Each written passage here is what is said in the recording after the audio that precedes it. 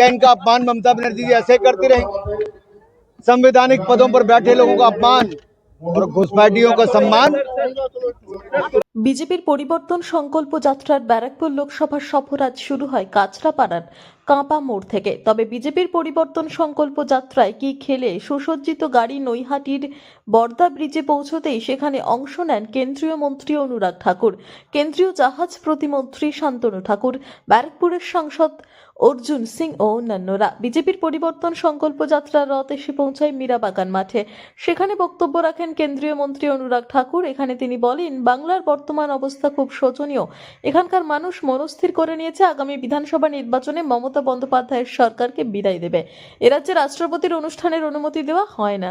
রাষ্ট্রপতির অপমান এরাজ্যের মুখ্যমন্ত্রী করেন। আগামী বিধানসভা নির্বাচনে রাজ্য থেকে মমতার সরকার নিশ্চিত রূপে বিদায় নেবে।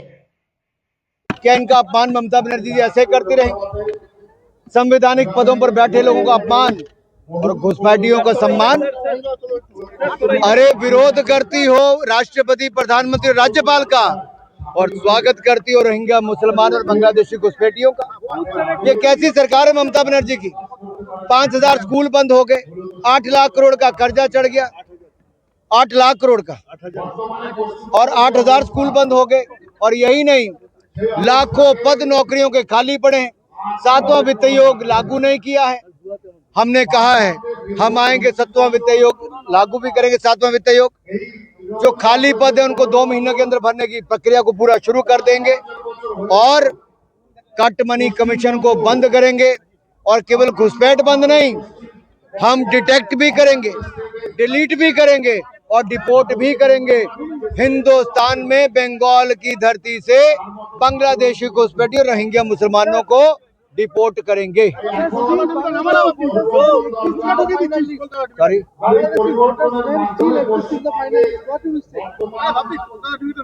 जो इस देश के नागरिक हैं, जो बंगाल में जिनके पास अपने कागज पत्र हैं, उनको वोट का अधिकार है, लेकिन जो इस देश के नहीं, उसको इस देश में वोट का अधिकार भी नहीं।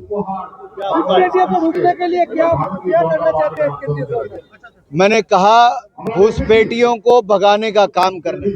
सबसे पहला काम डिटेक्ट करना, फिर डिलीट करना, फिर डिपोर्ट करना।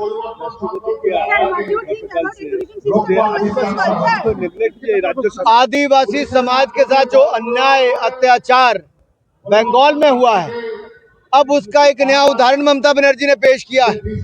एक महिला राष्ट्रपति जो ट्राइबल समाज से आती है, अनुसूचित जनजाति से आती हैं, गरीब घर से आती हैं, उसका अपमान एक इंटरनेशनल कार्यक्रम से पहले जिस तरह से बंगाल की भूमि पर हुआ, ये स्पष्ट संदेश ममता बनर्जी ने दिया है कि उनकी बौखलाहट, घबराहट, छटपटाहट, ये सब दिखा रहा है कि ममता बनर्जी की सरकार जाने वाली है, भाजपा की सरकार बनने वाली है। चेंज किया राज्य सरकार क्या किया? राष्ट्रपति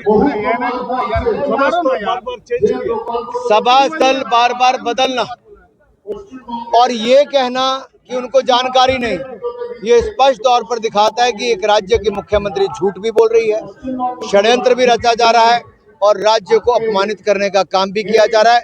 वो बंगाल की महान भूमि जिसने संत, महात्मा, बुद्धिजीवी, स्वतंत्रता सेनानी सब दिए, आज उस भूमि पर इस तरह के कुकृत्य किए जा रहे हैं, जहाँ की बेटियां सुरक्षित नहीं, जहाँ के नागरिक सुरक्षित नहीं, जहाँ पर केवल वोट के लिए घुसपैठियों को संरक्षण दिया जा रहा है, अत्याचारी भ्रष्टाचारियों को संरक्षण दिया जा रहा है, बलात्कारियों को बचाने का प्रयास किया जा रहा है। ये कैसी महिला मुख्यमंत्री है जो एक महिला राष्ट्रपति का विरोध करती है?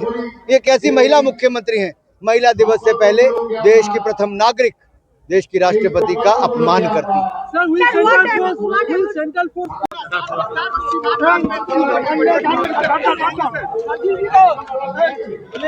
एक मिनट आराम से सेटल हो जाओ भाई।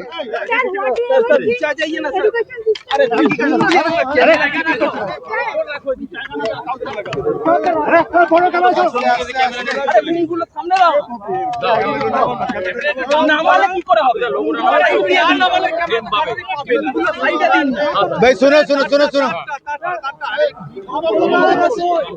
इस बार पहला बैसाखी में केवल election commission has to decide about the law and order during the polls time.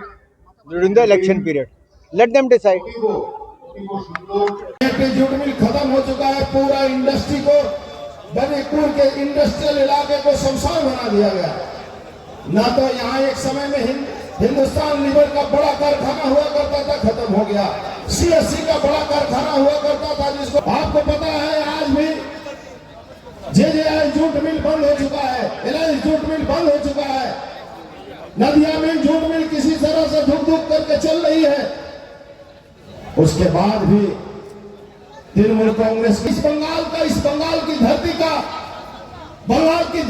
वहां मंदिर मूर्ति नहीं बैठा पाए।